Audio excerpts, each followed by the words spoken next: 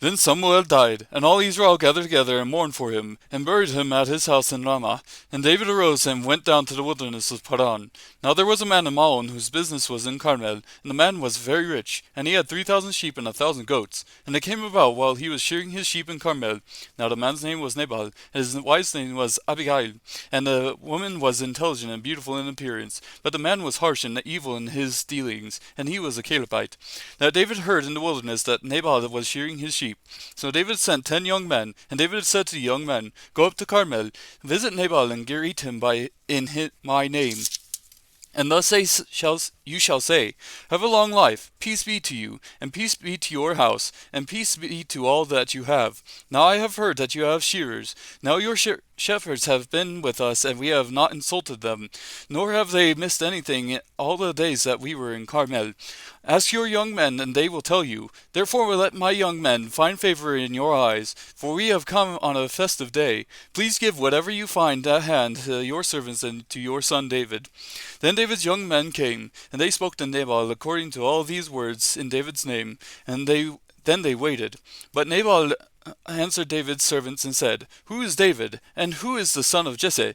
There are many servants today who are each breaking away from his master.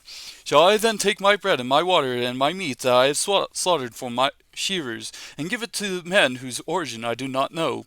So David's young men retracted their way and went back, and they came and told him according to all these words. David said to his men, "Each of you gird on his sword." So each man girded on his sword, and David also girded on his sword. And about 400 men went up behind David, while 200 stayed with the baggage. But one of the young men told Abigail, Nabal's wife, saying, "Behold, David sent messengers from the wilderness to greet our master, and he scorned them. Yet the men were very good to us, and we were not insulted, nor did we miss anything as long as we went about with them while we were in the fields. They were a wall to us both by night and by day, all the time we were with them tending the sheep. Now therefore, no one considered of what you should do, for evil is plotted against our master and against all his household, and he is such a worthless man that no one can speak to him." Then Abigail hurried and took 200 loaves of bread and 2 jugs of wine and 5 sheep already prepared and 5 measures of roasted grain and 100 clusters of raisins and 200 cakes of figs and loaded them on donkeys. She said to her young men, "Go on before me. Behold, I am coming after you." But she did not tell her husband Nabal. It came about as she was riding on her donkey and coming down by the hidden part of the mountain, that behold, David and his men were coming down toward her. So she met them. Now David had said, "Surely in vain I have guarded all that this man has in the wilderness, so that nothing was missed of all that belonged to him, and he has returned me evil for good. May God do so to the enemies of David, and more also, if by morning I leave as much as one male of any who belong to him." When Abigail saw David, she hurried and dismounted from her donkey, and fell on her face before David and bowed herself to the ground. She fell at his feet and said, "On me alone, my lord, be to blame, and please let your maidservant speak to you, and listen to the words of your maidservant.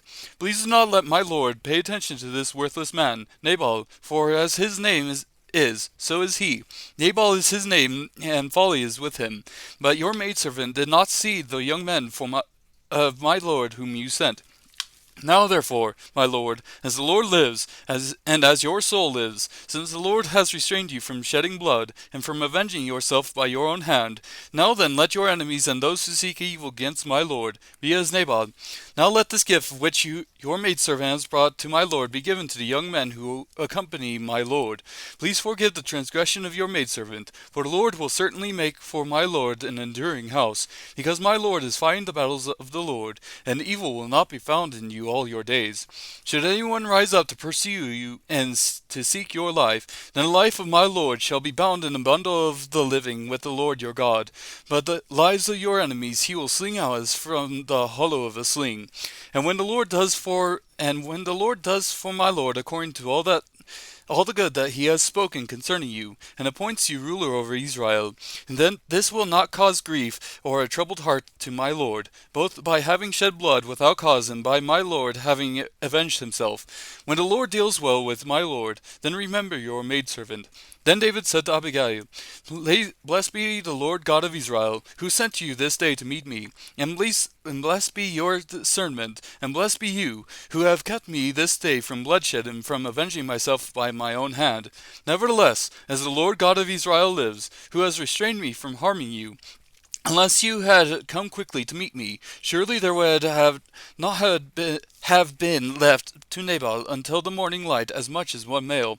So David received from her hand what she had brought him, and said to her, Go up to your house in peace. See, I have listened to you and granted your request. Then Abigail came to Nabal, and behold, he was holding a feast in his house, like the feast of a king. And Nabal's heart was merry within him, for he was very drunk. So she did not tell him anything at all until the morning light. But in the morning, when the wine had gone out of Nabal, his wife told him these things, and his heart died within him so that he became as stone. About 10 days later, the Lord struck Nabal, and he died. When David heard that Nabal was dead, he said, Blessed be the Lord, who has pleaded the cause of my reproach from the hand of Nabal, and has kept back his servant from evil. The Lord has also returned the evil doing of Nabal on his own head. Then David sent a proposal to Abigail to take her as his wife. When the servants of David came to Abigail at Carmel, they spoke to her, saying, David has sent us to you to take you as his wife.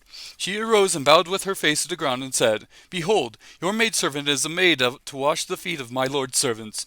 Then Abigail quickly arose, and rode on a donkey, with her 5 maidens who attended her, and she followed the messengers of David and became his wife. David had also taken Ahinoam of Jezreel, and they both became his wives. Now Saul had given Michal his daughter, David's wife, to Palti the son of Laish, who was from Galim.